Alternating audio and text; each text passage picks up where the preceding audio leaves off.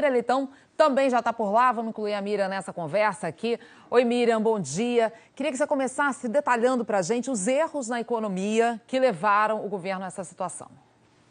Bom dia, Ana Paula, bom dia, Alexandre. O governo Dilma nos trouxe a esse momento de crise. A presidente tomou decisões e ignorou todos os alertas. Dilma aumentou os gastos de forma irresponsável, deu descontos exagerados em impostos para alguns setores e empresas, concedeu subsídios demais através do BNDES. Quando tudo começou a dar errado, a equipe econômica passou a falsificar os dados e a empurrar despesas orçamentárias para os bancos públicos pagarem. Foram essas as chamadas pedaladas, que é o motivo oficial do processo de afastamento. O governo costuma dizer que aumentou os gastos para fazer políticas sociais, mas tem gastado muito mais com os grandes empresários. Agora, graças a uma emenda do senador José Serra, é possível saber quanto custa a ajuda concedida às empresas.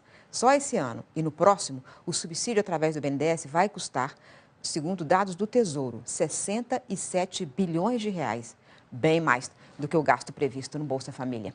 Dilma fez uma interferência desastrosa na energia. Mudou regras do setor, revogou concessões para baixar o preço na marra, deu errado e quem pagou a conta foi o consumidor no tarifaço do ano passado. O governo achou que seria possível garantir o crescimento da economia se incentivasse o consumo e por isso ele facilitou o endividamento das famílias. Mas quando a economia parou de crescer, muito devedor ficou em dificuldade e a inadimplência tem aumentado. A dívida pública era 51% no começo do governo e agora está perto de 70% do PIB. O que era superávit primário virou déficit. O crescimento de 3,9% no primeiro ano do governo Dilma virou recessão de quase 4%, 2 anos seguidos. Mas o pior foi o aumento do desemprego. Ele havia caído muito nos governos do PT, mas voltou a subir forte nos últimos anos. E agora há 11 milhões de pessoas na fila de desempregados. O governo desfez o bem que fez. Dilma deveria ter ouvido os alertas, mas ela sempre achou que sabia tudo. A economia é implacável. O erro, infelizmente, tem consequência.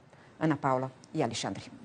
Tem consequência o erro da economia e também os erros políticos também têm consequência, né, Alexandre? Queria saber de você, quando a gente chega um momento como esse de impeachment, quais foram os erros políticos que levaram para isso? Bom, o primeiro erro foi de Lula a indicá-la, né? Ele já não tinha José Dirceu, não tinha Antônio Palocci, indicou Dilma que não tinha nenhuma experiência em negociação política, aí com arrogância, ela cometeu os mesmos erros que levaram à perda do governo Jânio Quadros e Fernando Collor. Deu as costas para o Congresso Nacional e até para o próprio partido, para o PT. O PT se queixava dela. Depois se encastelou no Palácio do Planalto, não saía, só saía quando Lula insistia que ela devia se expor mais, né? Só depois que as ruas passaram a se manifestar é que ela sentiu um certo perigo e começou a viajar bastante e ter contato com as pessoas, mas não entendeu o que diziam as ruas. E depois as pessoas compararam o discurso de campanha pela reeleição com a realidade brasileira e viram que não era nada daquilo.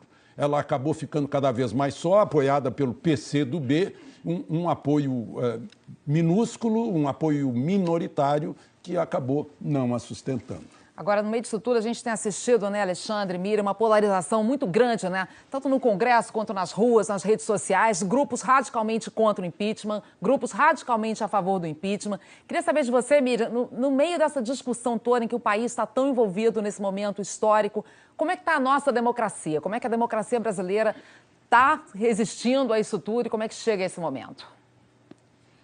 Houve exageros, né, Ana, mas é bom que haja debate. A democracia pressupõe debate.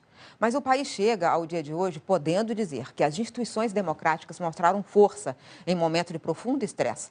Ao mesmo tempo, o processo mostrou falhas institucionais.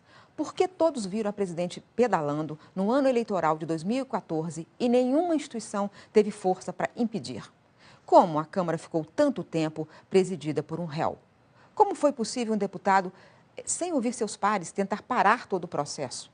Essas dúvidas precisam ser respondidas para o país melhorar as instituições. A democracia nunca é obra acabada e o que os últimos fatos mostraram é que ela precisa de novos aperfeiçoamentos. Ana Paula, Alexandre. E é bom a gente lembrar que em dezembro de 1992, né, a democracia brasileira já passou por um teste e entrou na maioridade. Com o impeachment do Tirou Collor, um né? presidente com votos ainda recentes, sem que nenhum cara pintada tivesse quebrado uma vitrina, sem que nenhum general desse brilho na espada, né? Tiramos na lei e na ordem.